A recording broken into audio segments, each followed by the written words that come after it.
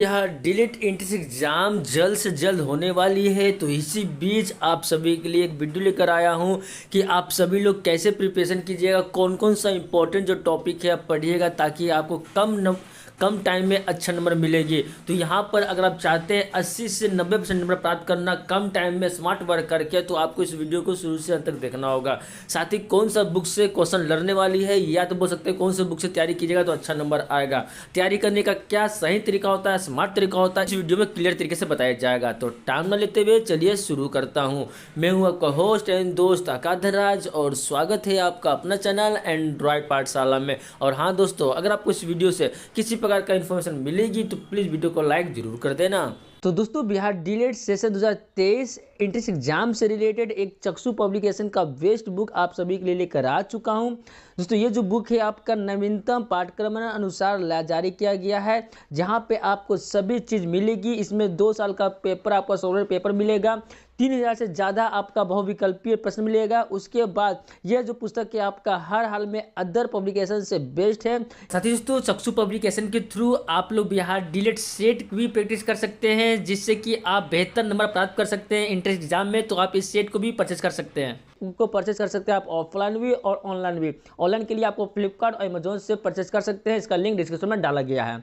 तो नीचे आते हैं, देख सकते हैं यहाँ पाठ्यक्रम है, पूरा सिलेबस आपको दिया गया डिटेल से। उस सिलेबस के अंदर कौन कौन सा टॉपिक है पूरा 1 बाय 1 एक छोटा टॉपिक आपको दिखाया गया है। उसके बाद यहाँ पे कौन कौन सा सब्जेक्ट है आपको दिखाता हूँ। ये रहा विषय सूची। टोटल आपका भाग जो है 6 है। हिंदी हो गया, तो आपका आरंभिक अंकगणित हो गया, सामान्य विज्ञान हो गया, सामाजिक अध्ययन हो गया, और इंग्लिश हो गया, एंड लास्ट हो गया जो आपका तार्किक एवं विश्लेषणात्मक तर्क शक्ति हो गया। यहाँ पे टोटल 6 भाग है।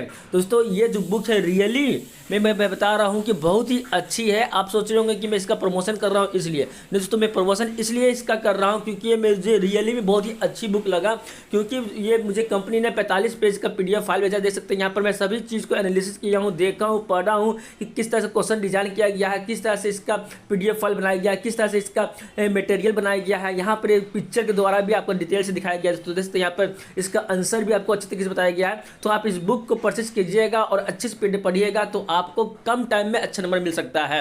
और जहां तक हो सके इस बुक से भी बहुत ज़्यादा लड़ने वाली है क्वेश्चन आपको, ठीक है। तो आपको मैं पर्सनली बता रहा हूं कि इस बुक को परचेज कीजिएगा। ऐसे और भी मार्केट में बुक है, बहुत सारे हैं, लेकिन मैं पर्सनली अपने तरीके से ये आपको एडवाइस दे रहा हूं कि रियली में बहुत ही अच्छी बुक है। और नया पब्लिकेशन लाया गया है, 3-4 साल हुआ इस पब्लिकेशन का। और बहुत ही अच्छी तरीके से आपके अनुसार, स्टूडेंट के अकॉर्डिंग के अनुसार इसे डिजाइन किया गया, सारा चीज़ को ध्यान में रखकर बनाया गया है, ठीक है। कम टाइम में कैसे तैयारी कीजिएगा और स्मार्ट वर्क कैसे कीजिएगा कि आप सभी लोग क्वालिफाई कर सकते हैं, 80 से 90% नंबर प्राप्त कर सकते हैं। तो चलिए आते हैं अब आगे। देखते हैं, ये रहा आपका विषय सूची, यानी कि कौन कौन सा विषय पढ़ना। हिंदी के अंदर जो आपका टॉपिक है कितने से कितने पेज के बीच है आपको यहाँ पर डिटेल से बताया गया है। तो आप आसानी से यहाँ से प्रिपेयर कर सकते हैं, प्रिपरेशन कर सकते हैं, अच्छा नंबर प्राप्त कर सकते हैं। चलिए मैं बताता हूँ पहले ये सब्जेक्ट में कौन सा सब्जेक्ट को पहले ध्यान देना है, ज़्यादा ध्यान देना है, और कौन सा सब्जेक्ट को कम ध्यान देना है। यानी कि वो सब्जेक्ट जो आपके लिए आसान लगती है, जो आपके लिए इजी लगती है, उस पर थोड़ा कम टाइम देना। जो आपके अनुसार सब्जेक्ट हार्ड लगती है उसको थोड़ा सा ज़्यादा ध्यान देना। ज़्यादा ध्यान देना मतलब उसको ज़्यादा पढ़ना है, उसको उस पर ज़्यादा फोकस करना है। अब मैं बताता हूँ कि कौन सा टॉपिक, कौन सा सब्जेक्ट आसान होगी, कौन सा सब्जेक्ट आपको हार्ड लगेगी। आप लोग पहचान नहीं पाते हैं, चलिए मैं बताता हूँ कैसे। तो पहला आते हैं हिंदी। हिंदी दोस्तों आप सभी के लिए सबसे ईजी होती है, हिंदी और रीजनिंग। दोस्तों ये रहा रीजनिंग, यहाँ पर जो आपकी आती है 6 नंबर रीजनिंग। ये दोनों सब्जेक्ट बहुत ही इजी होती है। लगभग 80% स्टूडेंट है यहाँ से सबसे ज़्यादा नंबर गेन करेंगे। तो हिंदी में तो देखते ऊपर में है जो आपका हिंदी, तो यहाँ पे हिंदी में आपका जो टॉपिक देखते हैं, वर्ण विचार, संज्ञा, उसमें आपका हो गया वर्तनी, संधि, समास, शब्द विचार, विलोम में पर्यायवाची शब्द, अनेकवार्थक शब्द, मुहावरा, लोकोक्तियाँ, वाक्य रचना, अशुद्ध वाक्यों को शुद्ध करना, ठीक है। तो यहाँ से हिंदी अगर आप पे थोड़ा सा जानते हैं, क्लास 10th से और 12th में आपने अच्छे से पढ़ा होगा या हल्का भी पढ़े होंगे, तो आप आसानी से बना सकते हैं। क्योंकि यहाँ का जो क्वेश्चन का जो लेवल होती है वो सिर्फ और सिर्फ 10th बेसिस पर, या तो हो सके तो 1-2 क्वेश्चन 12th बेसिस पर पूछती है। तो आप आसानी से यहाँ पे बना सकते हैं, ठीक है। अब बात करते हैं वो लोग जो बहुत ही डल है पढ़ने में, तो उन लोगों को बताते हैं कि इस सब्जेक्ट में हिंदी के अंदर कौन कौन सा टॉपिक पढ़ लीजिएगा, वहाँ से जो क्वेश्चन ज़्यादा आएगी। जैसे क्या हो गया, आपका संज्ञा से जुड़ा हुआ क्वेश्चन बहुत ज़्यादा आएगी। संधि क्या होता है, विच्छेद करना, विद्या जुड़ा आल्हा, इस तरह से, ठीक है। समास के अंदर भी भेद होता है, किस किस को क्या करते हैं वो पढ़ लीजिएगा। अब आते हैं तो यहाँ से ये टॉपिक है जो यहाँ से यहाँ तक, ये भी आसान टॉपिक है। इसमें से क्वेश्चन आपको बहुत ज़्यादा बनेगी। विलोम शब्द पूछ देगा, अनेकार्थक शब्द बोल सकते हैं आप, अनेकार्थक शब्द क्या होता है, मुहावरे क्या होता है, तो हिंदी तो आपको आसानी से बन जाएगी। अब बात रहा तो जो है नेक्स्ट है भाग 6 यानी कि रीजनिंग। रीजनिंग के भी अंदर टॉपिक बहुत ज़्यादा है। आप देख सकते हैं यहाँ पर आपको 1 2 3 टोटल 23 टॉपिक है। लेकिन दोस्तों यहाँ पर रीजनिंग बहुत ही इजी लेवल का क्वेश्चन होता है, बहुत ही इजी क्वेश्चन, तो यहाँ से आप आसानी से बना सकते हैं। सिंपल सा क्वेश्चन पूछता है रीजनिंग से। 2 नंबर तो है आपका ये है मैथ।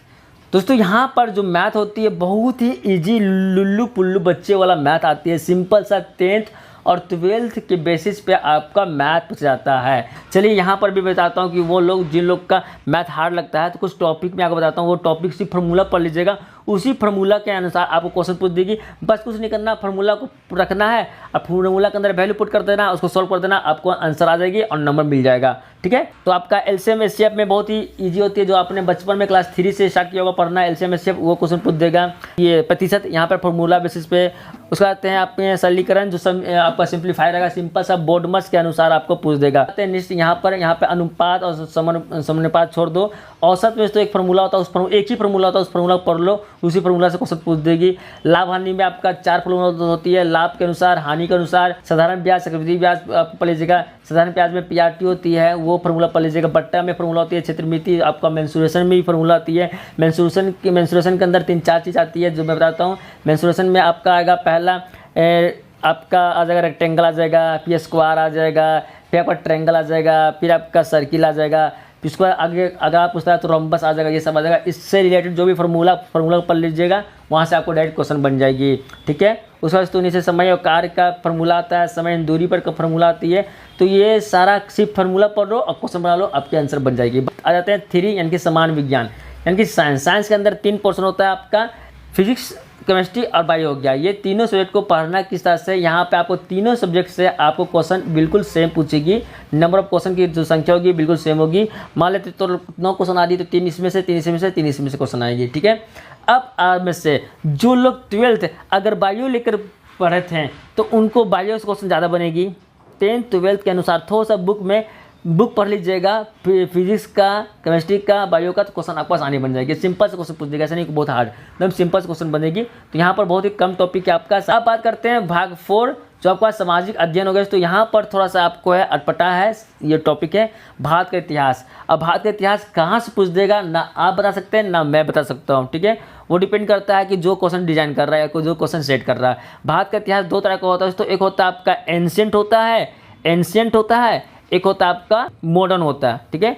तो एंशिएंट और मॉडर्न से कहाँ से पूछ देगा, ठीक है। तो मुझे नहीं पता है तो आप हल्का फुल्का पढ़ लीजिएगा, इस बुक को परचेज कर लीजिएगा। इस बुक में आपको बताया गया अच्छे तरीके से, पेज नंबर जाइएगा 1 से लेकर 37 तक आपको भारत का इतिहास पूरी तरह से डिटेल से बताया गया कि किस तरह का क्वेश्चन पूछेगा, आपको बता दी जाएगा, ठीक है। उसके बाद तो आते हैं नीचे, जो इसी टॉपिक में आपका आता है नीचे, भूगोल, ज्योग्राफी से क्वेश्चन पूछ देगा, ठीक है। राजनीति विज्ञान से पूछ देगा और अर्थशास्त्र पूछ देगा। और तो हो सके तो यहाँ से थोड़ा सा करंट अफेयर भी हो सकता है डाल देगा, और तो बिहार से रिलेटेड जीके भी डाल देगा। यह पूछ देगा कि बिहार का प्रथम सीएम कौन थे, बिहार का क्षेत्रफल कितना है, बिहार का जनगणना 2011 के अनुसार कितना थी जनगणना। दोस्तों ये रहा भाग 5 यानी कि सब्जेक्ट आपका 5वां है, इंग्लिश हो गया। यहाँ से भी क्वेश्चन आपको अच्छा पूछता है।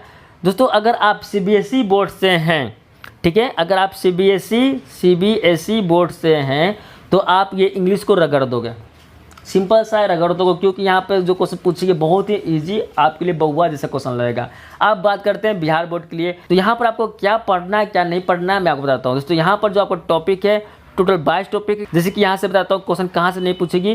तो यहाँ पे आपका जो होता है सेंटेंस क्लोज टेस्ट से क्वेश्चन कभी पूछेगी या कभी नहीं पूछेगी, ठीक है। तो क्लोज टेस्ट हो गया, इस सबको इग्नोर कर लीजिएगा। मेन से टॉपिक है उसे आप पढ़ लीजिएगा। जैसे कि ऊपर से आते हैं आपका अनसीन पैसेज हो गया, अनसीन पैसेज जरूर पढ़ लीजिएगा। पैसेज बहुत ही इजी पूछेगी ना, ऐसा नहीं कि आपको एसएससी का लेवल का पूछेगा या पीओ जो बैंक का पीओ का एग्जाम का होता है ऐसा नहीं पूछेगा, बहुत ही इजी पूछेगी। आर्टिकल से रिलेटेड आपको कुछ भी क्वेश्चन डाल सकता है, नाउन का डेफिनेशन पूछ सकता है, नॉन कितने प्रकार का होते हैं वो पूछ सकता है, या तो फिल इन द ब्लैंक्स में नॉन पूछ देगा, प्रोनाउन पूछ देगा, एडजेक्टिव पूछ देगा, वर्ब पूछ देगा, एडवर्ब पूछ देगा, प्रीपोजिशन पूछ देगा, कंजंक्शन पूछ देगा। ठीक है, अब आते हैं सिनोनिम्स एंड एंटोनिम्स। सिनोनिम्स और एंटोनिम्स क्या होता है, ये बहुत ही ईजी होती है, यानी कि बोल सकते हैं उल्टा शब्द या तो मिलता जुलता वर्ड। यहाँ पे आपका आता है एरर। एरर्स तो यहाँ पर भी एरर जो होता है क्वेश्चन बहुत ही ईजी होती है। वन वर्ड सब्स्टिट्यूशन भी आपको ईजी पूछ देगा। दोस्तों ओवरऑल और इंग्लिश में क्या करना है आपको कि जो आपको सब्जेक्ट हार्ड लग रहा है, जो आपको टॉपिक हार्ड लग रहा है, उसमें ज़्यादा ध्यान देना, उसको बार बार पढ़ना है और उसी सेक्शन से आपको क्वेश्चन को सॉल्व करना है। तो ये थी फाइनली वीडियो में बता चुका हूँ। ओवरऑल तो मैं बता चुका हूँ क्या क्या पढ़ना, क्या क्या नहीं पढ़ना। और बात रहा तो स्मार्ट वर्क के लिए, तो मैं बताता हूँ कि अगर आपको जैसे क्वेश्चन मिलती है तो क्वेश्चन में सबसे पहले पढ़ लीजिएगा सारा क्वेश्चन को फटाफट करके आप 10 से 15 मिनट के अंदर सारा क्वेश्चन को रीड कर लीजिएगा। जैसे आप रीड कीजिएगा तो आपको ऑटोमेटिक आपको खुद आइडिया हो जाएगा कि कौन सा पोर्शन से मेरा ज़्यादा क्वेश्चन बढ़ रहा है। तो जो पोर्शन जो सब्जेक्ट से ज़्यादा क्वेश्चन बढ़ रहा है उसको बनाते जाइएगा। बाकी दोस्तों जो आपको हार्ड लग रहा था, जिसे आपने छोड़ दिया था, जो आपसे क्वेश्चन नहीं बढ़ रहा है, उसको लास्ट में टाइम दीजिएगा। जब लास्ट में टाइम दीजिएगा तो अपना माइंड को थोड़ा सा स्थिर कर लीजिएगा, कूल करके बनाइएगा। अगर आप थोड़ा टेंशन में रहिएगा, प्रेशर में रहिएगा, ले भाई अब तो मेरा क्वेश्चन नहीं बन पा रहा है, इसको क्या करें, तो आपका वो और गड़बड़ हो जाएगी। आराम से कूल होकर क्वेश्चन को सॉल्व कीजिएगा। और हाँ, ज़्यादातर मैथ का जितना भी फॉर्मूला है पढ़ लीजिएगा। ठीक है दोस्तों, ये थी आज की वीडियो। अगर आपको वीडियो पसंद आई होगी तो प्लीज़ वीडियो को लाइक करना, जितना ज़्यादा हो सके इस वीडियो को अपने दोस्तों व्हाट्सएप फेसबुक में शेयर करो ताकि उन्हें भी ये पता चले। तो दोस्तों मिलते हैं आपसे नेक्स्ट वीडियो के साथ, तब तक के अपना ख्याल रखना।